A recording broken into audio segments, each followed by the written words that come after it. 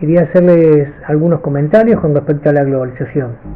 En principio, una definición que me parece más adecuada a lo que estuvieron viendo es que está claro que es un fenómeno económico comunicacional que se da específicamente a partir de los años 80.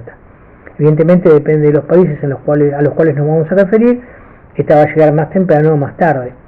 En la Argentina la podemos ubicar en esos años, tal vez un poquito después. Ahora, en este contexto en el cual estamos viviendo y siguiendo algunas predicciones de algunos autores franceses, yo les sugiero reconsiderar estos aspectos positivos que habían visto del fenómeno de la globalización y que están estrechamente vinculados con el capitalismo. Y lo que vimos hasta el momento parecía una visión muy positiva del fenómeno. Evidentemente en los últimos años ya se empiezan a ver ciertas tensiones con respecto a ese marco tan optimista. Por una parte, evidentemente, si bien la globalización parecía ser la solución a todos los problemas del mundo, incluso algunos alertaban tempranamente que era la reafirmación del capitalismo en otro sentido, pero digamos cambiándole la forma, llevar a cabo el mismo sistema, lo que habría que recuperar ante todo es que en un primer momento fueron algunas empresas las que evidentemente se beneficiaron, y estas empresas tendieron a llevar a cabo un proceso de concentración. Obviamente todo esto muy vinculado a la sociedad de consumo, por lo tanto aparecían las primeras potencias como las privilegiadas en este contexto. Los famosos G7, los principales países europeos, Estados Unidos, eran los que estaban llevando la vanguardia. Ahora bien, pasado el tiempo, el capitalismo, que durante su historia se nutrió de las garantías de los estados nacionales, empieza a encontrar algunos vestigios de no dependencia de estos estados nacionales.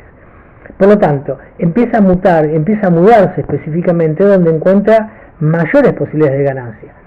Y en ese contexto, en algunos países, como por ejemplo Estados Unidos, las empresas dejan los lugares de origen y empiezan a verse involucrados en procesos productivos en países cercanos o no tan cercanos que les brindan mayores beneficios.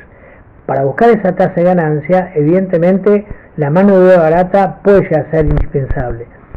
Y en marcos normativos nuevos, como por ejemplo el NAFTA entre Estados Unidos, México y Canadá, se fueron presentando oportunidades para las empresas poder radicarse en los otros países. Entonces, dejaban de lado la producción en los países locales como Estados Unidos,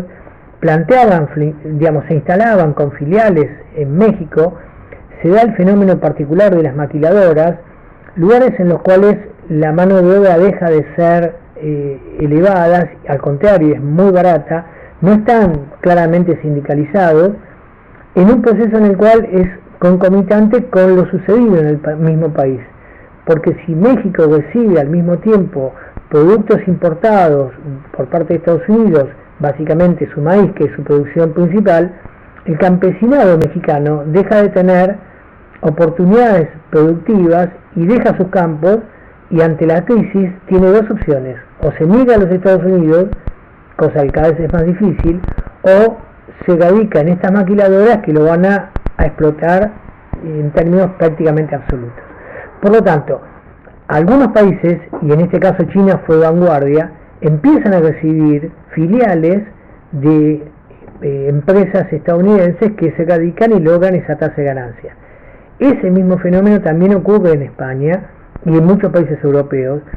Se desplaza la mano de obra nativa y, por ejemplo, la población africana accede a puestos laborales que serían prácticamente contratos basuras. Un ejemplo, la producción de tomates en España ya la llevan a cabo los españoles, sino estos inmigrantes. Los que transportan el tomate no son los nativos españoles, sino los polacos que están migrando, algunos con mucha mayor capacidad en cuanto a versatilidad de trabajo que los propios españoles.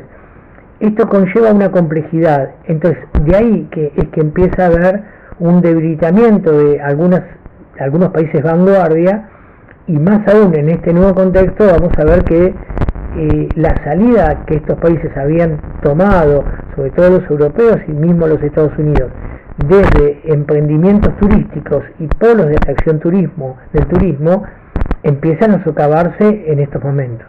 Por lo tanto, estamos en un final abierto.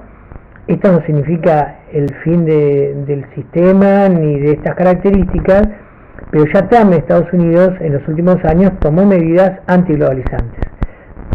Por lo tanto, la predicción de lo peor de la globalización se está cumpliendo y el malestar está presente cada vez más en diferentes países.